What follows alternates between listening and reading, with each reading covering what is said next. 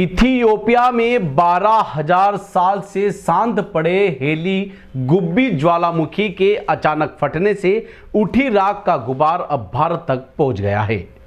रविवार को हुए इस विस्फोट के बाद 15 किलोमीटर ऊंचाई तक उठी राख लाल सागर पार करते हुए यमन और ओमान से होती हुई सोमवार देर रात राजस्थान, गुजरात, महाराष्ट्र और दिल्ली एनसीआर तक फैल गई। इसके चलते कई उड़ानें रद्द करनी पड़ी। डीजीसीए ने एयरलाइंस को कड़ी सावधानी बरतने के निर्देश भी दिए हैं। इथियोपिया के अफार इलाके में स्थित हेली गुब्बी ज्वालामुखी ने लगभग 12,000 साल बाद पहली बार विस्फोट किया।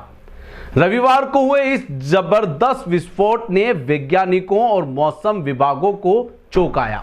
ज्वालामुखी से उठी राख और सल्फर डाइऑक्साइड का गुबार करीब 15 किलोमीटर की ऊंचाई तक पहुंचा और तेज हवाओं के साथ लाल सागर पार कर यमन और ओमान से होते हुए भारत की दिशा में बढ़ता गया।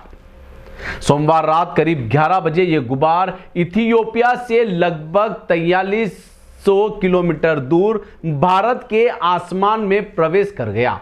सबसे पहले इसका असर राजस्थान और गुजरात के ऊपरी वायुमंडल में दर्ज हुआ। इसके बाद गुजरात, महाराष्ट्र कॉरिडोर, दिल्ली, एनसीआर और पंजाब तक यह फैल गया।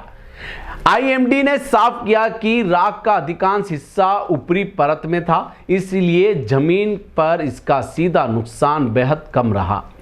विभाग ने अनुमान लगाया कि यह गुबार मंगलवार शाम 7:30 बजे तक भारत से निकलकर चीन की ओर बढ़ जाएगा। यह असामान्य घटना का सबसे बड़ा असर एविएशन सेक्टर पर पड़ा है। एयर इंडिया ने तुरंत 11 उड़ानें रद्द कर दी, जबकि आकाशा एयर, इंडिगो और केएलएम ने भी कई फ्लाइट्स प्रभावित की। विमान विशेषज्ञों के अनुसार ज्वालामुखी राख के सूक्ष्म कण इंजन के अंदर जाकर गंभीर नुकसान पहुंचा सकते हैं। यही कारण है कि इंटरनेशनल एविएशन प्रोटोकॉल के तहत सभी एयरलाइंस को सतर्क किया गया। डीजीसीए ने गाइडलाइन जारी करते हुए एयरलाइंस को राख वाले क्षेत्रों के ऊपर उड़ाने से बचने, रूट बदलने और किसी भी असामान्य इंजन परफॉर्मेंस की तुरंत रिपोर्ट करने के निर्देश दिए। साथ ही एयरपोर्ट्स को रनवे, टैक्सीवे और एप्रेन की निगरानी बढ़ाने का भी कहा है। हालांकि विस्फोट से किसी तरह की जनहानि की सूचना नहीं है, लेकिन यमन और ओमान की सरकार ने सांस संबंधी समस्याओं वाले लोगों को विशेष सावधानी बरतने की सलाह भी दी है।